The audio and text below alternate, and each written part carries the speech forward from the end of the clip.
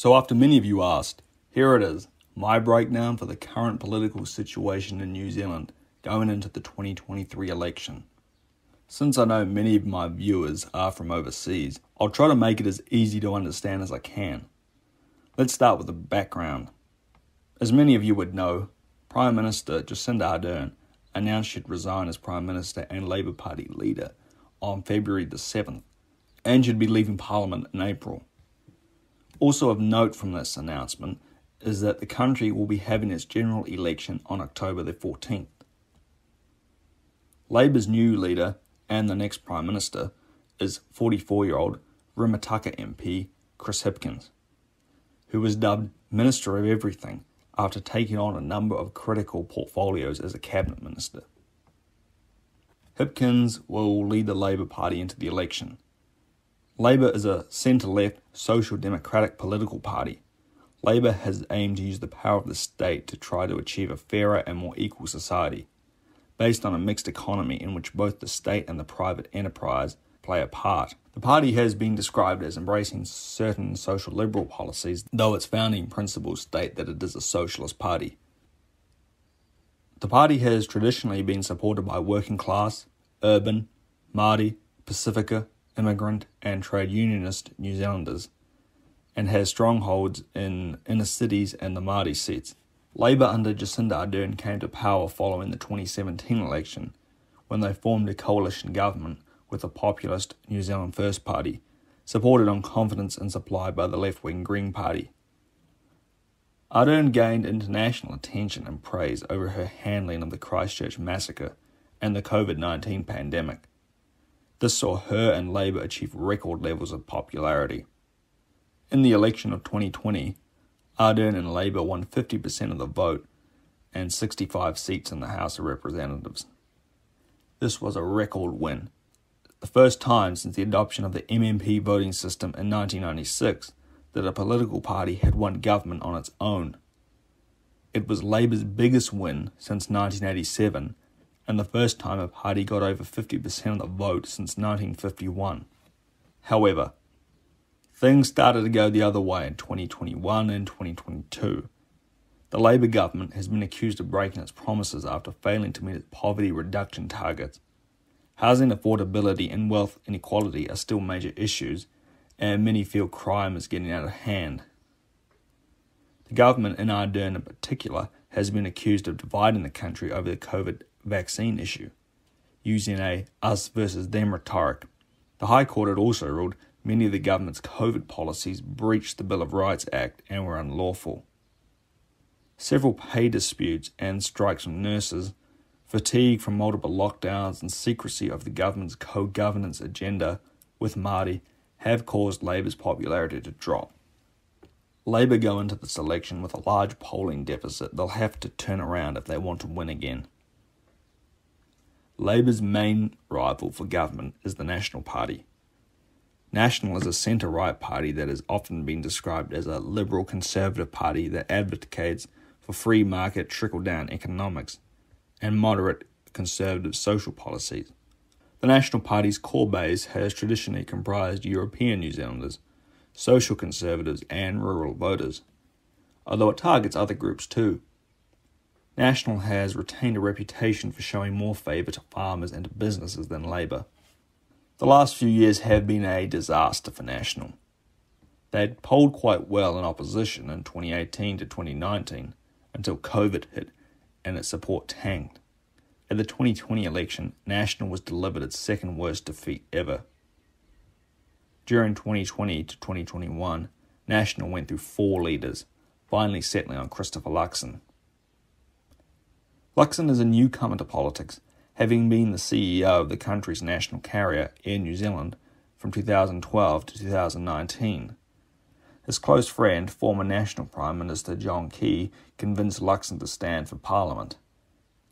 Luxon won the East Auckland seat of Botany at the 2020 election before becoming the party's leader in November 2021. While things have been better for National under Luxon, Luxon's political inexperience has led to a series of embarrassing gaffes, notably when his social media posts appeared to show he was visiting rural towns in the North Island, but in reality he was on holiday in Hawaii, The Sam Uffindell scandal and Luxon's inability to connect with voters has hurt the party. National goes into the 2023 election leading in most polls. The Green Party is a left-wing environmental party. Despite Labour winning a majority of seats in the 2020 election, Labour continued its confidence and supply arrangement with the Greens, and as a result, the Greens hold a number of ministerial positions. Further to the left than Labour, the Greens have been attacked from many of their positions which have been called radical and extreme. The Greens are led by co-leaders James Shaw and Marama Davison. There was controversy in 2022 when Shaw didn't meet the votes required to become a leader again and would have to face a party membership ballot to win back his position as co-leader. Shaw was unchallenged and won back the role, but it was an embarrassing event which hurt him and the party. The ACT Party, acronym for the Association of Consumers and Taxpayers, is a libertarian/classical liberal political party.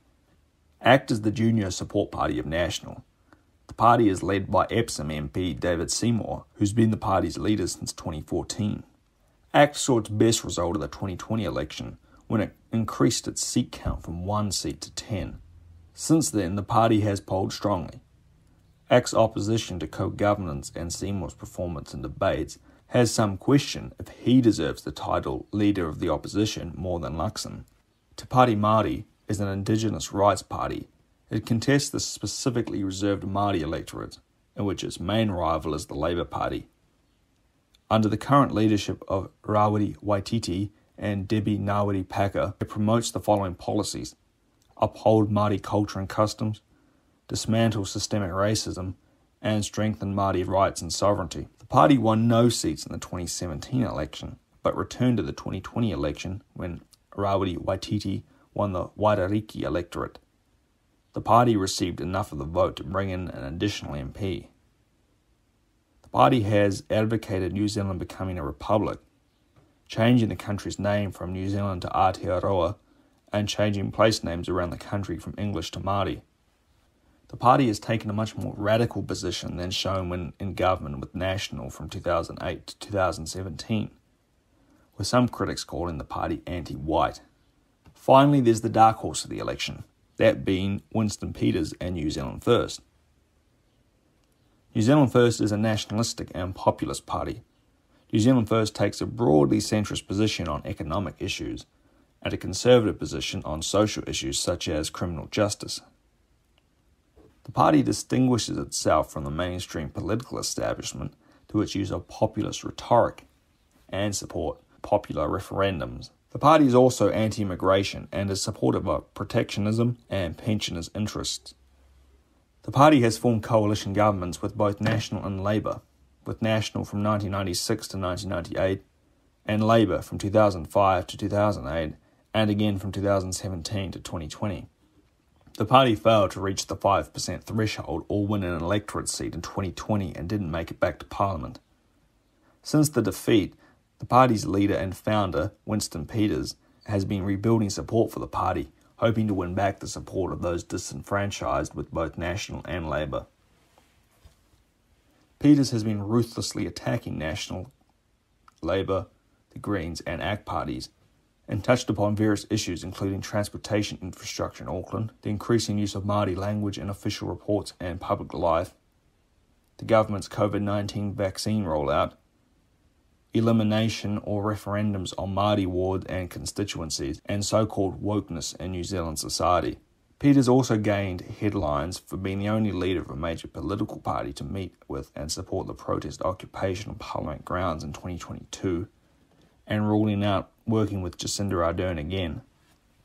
The 77-year-old Peters may face questions over his age, however recent results overseas seem to disprove this as a factor as a handicap for some. The most recent polls in early December 2022 show the National ACT parties being able to form government. However, it does show that National's position is fragile, with 38% to Labour's 33%. The biggest issue of the year will undoubtedly be the economy. Record high inflation, the cost of living crisis, housing affordability, rising poverty and law and order are set to become the focus of the campaigns. Chris Hipkins' biggest challenge will be to refloat a sinking ship and convince voters that Labour is the best to handle the economy and steer the country back into prosperity. Hipkins was seen as a competent minister and not as divisive as others. It's likely he'll take a more centrist approach than Ardern and stay clear of controversial policies, dropping co-governance and likely staying clear of left-wing culture war topics like so-called woke ideology. National will have to convince the public that they can handle the economy better than Labour and that the country will be better off under them.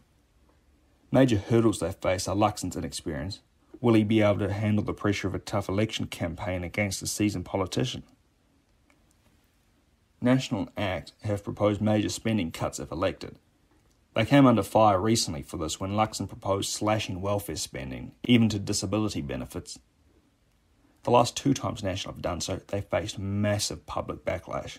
National has to overcome the perception that they are a party of the wealthy, with many questioning if their tax policy will benefit the rich more than the middle and working classes. With the election of a new leader, Labour could close up the gap, causing a tight battle. And with New Zealand First so close to the 5% threshold, Winston Peters could once again become kingmaker and choose the next government. All this is shaping up to be an exciting election year. I'll be sure to keep you posted on any new developments.